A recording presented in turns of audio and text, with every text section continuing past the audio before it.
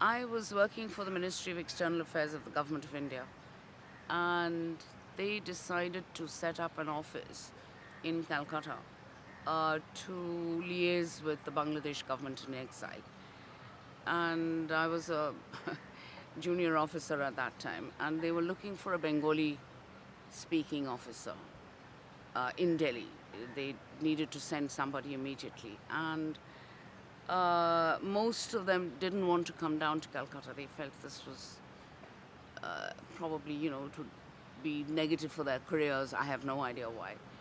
And so they said, well, I'm afraid it'll have to be the girl. And I was interviewed to see whether I spoke and read in Bengali, and I said yes. And so I was sent here in May, sent to Calcutta in May 1971. And so establishing the office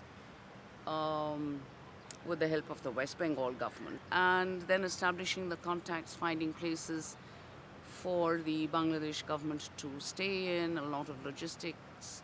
We were working initially through the Deputy High Commission for Pakistan, which became the High Commission for Bangladesh on Park Street in Calcutta.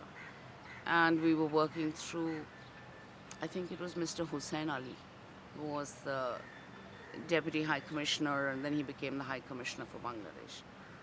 And then, of course, the government came in, they settled down, President Nurul Islam, Prime Minister Tajuddin, ministers Kamruzzaman, Mansoor Ali, Khundkar Mushtaq Ahmed. The Foreign Secretary was Mahbubul Alam Chashi. Talking to them, basically at two levels. One was the logistic level. The Cabinet Secretary was a Mr. Tawfiq Imam, and we were trying to work out the day-to-day nitty-gritty of just survival. And the other level was messages from my government to the government of Bangladesh in exile. So that was my job, and I was there till the end of the year when the surrender took place. And after the Bangladesh cabinet returned to Dhaka, the first Indian delegation came, and I was a lowly scribe taking notes. It was a dreadful experience. Not for me, but what I saw. You must remember I was but I was young at that stage, and one had heard so much, and there was such a lot of hype, emotional hype about Bangladesh and what had happened. And when the seniors were resting in the afternoon, I just grabbed the car to move around the city because I wanted to see what had happened. And it was pretty awful, actually. I had to go to, I was taken to a medical center of some kind, I can't locate it now, where I had to meet the then health secretary to take down what they required in terms of immediate medical supplies. And there were women sitting there with this blank look in their eyes. I mean, it was awful. It was this is just a memory.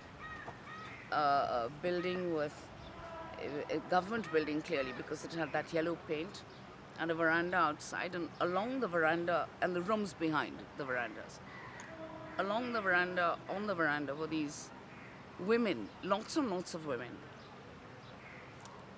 And basically they look like rural or poor women. And they were very blank, and I asked the health secretary, I said, who are these women? They said, these are women who've been raped and not claimed by their families or thrown out by their families, whatever. It was a horror. It was a real horror. And then I made friends with there were some Bangladeshi journalists. Gradually I got to meet people who could tell me a little bit. And they took me to a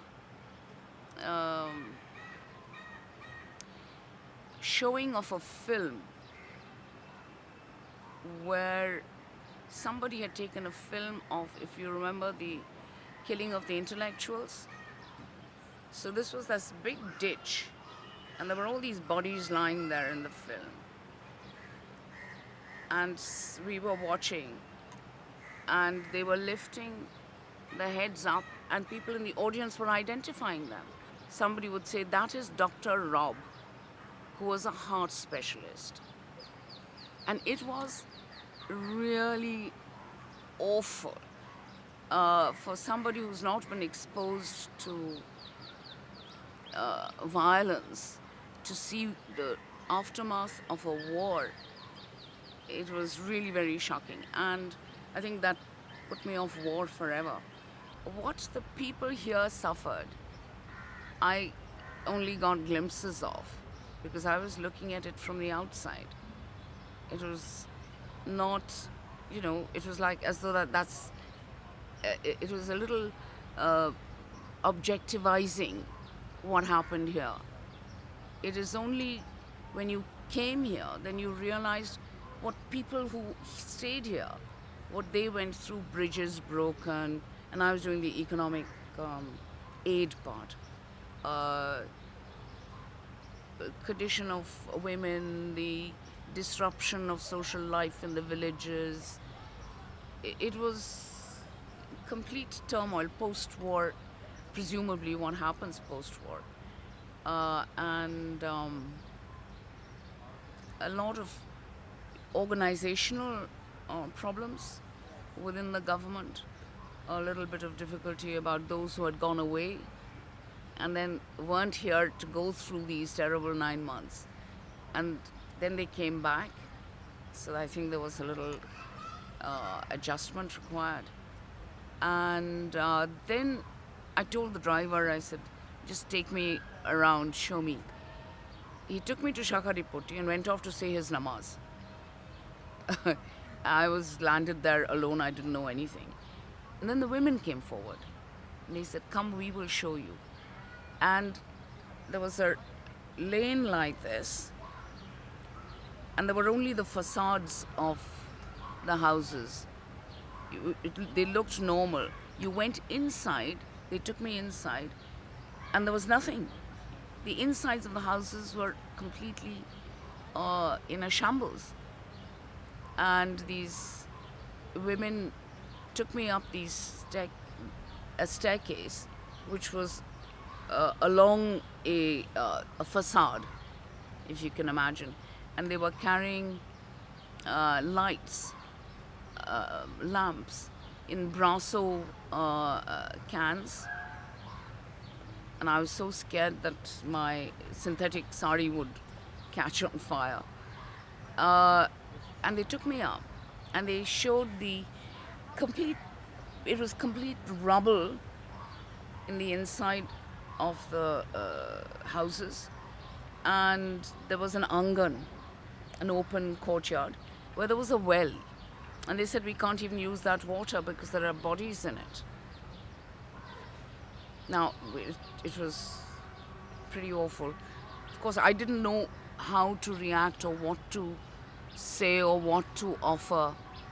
I did come and report back that, we need to get people from tell the Bangladesh government, because they will need some organizational help, to go and see what individuals have suffered in the city. But they had such a massive job. Coming back now, when I got the information and the letter, I just felt that it was amazing for a country to remember. It's overwhelming in my sense of gratitude that it is a part of my youth, it's a part of the formation of my approach to my worldview, as it were. And somebody says, well done, is absolutely fantastic. As I said, I feel a tremendous sense of gratitude. And I don't know of any other country which has ever said thank you.